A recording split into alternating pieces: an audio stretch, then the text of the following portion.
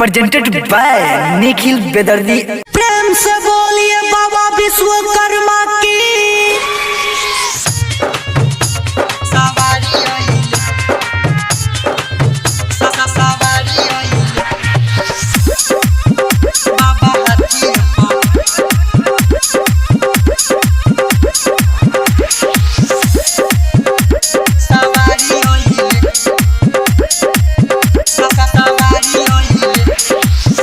विश्वकर्मा दुआरी आइले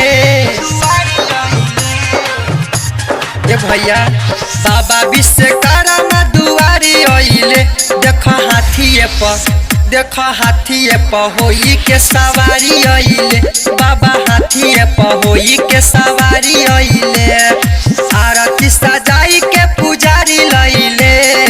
आरती सजाई के पुजारी लइले। बाबा हाथीए पर होई के सवारी आइले। बाबा हाथीए पर होई के सवारी आइले।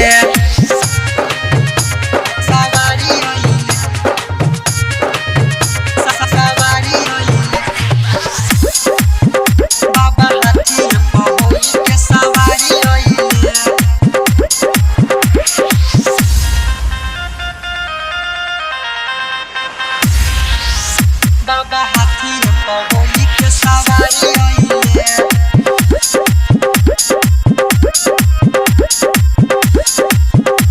सवारी आइले। 17 सितंबर के दिनवा होला इनके पूजनवा। इनके कृपा से चलेला बस गाड़ी और ट्रेनवा।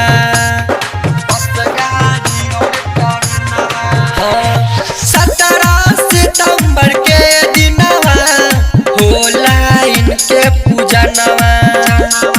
इनके कृपा से चलेला बस गाड़ी और ट्रेनवा। हथवा में ले के कुल्हाड़ी आइले। हथवा में ले के कुल्हारी आइले।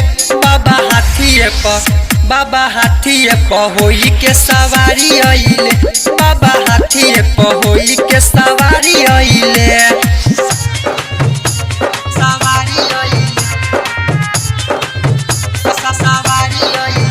बाबा हाथीए पर होई के सवारी आइले।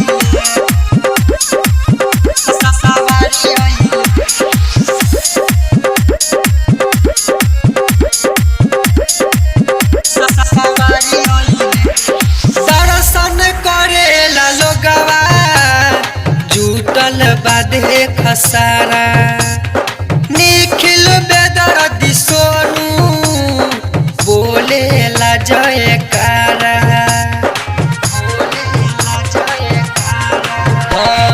दर्शन करेला लोगवा जुटल बाधे खसारा। निखिल बेदर्दी सोनू बोलेला जयकारा। पूजे खातिर बलराम बिहारी आइले। ए भैया देखी ना पूजे खातिर बलराम बिहारी आइले। बाबा हाथीए पर होई के सवारी आइले। बाबा हाथीए पर होई के सवारी आइले।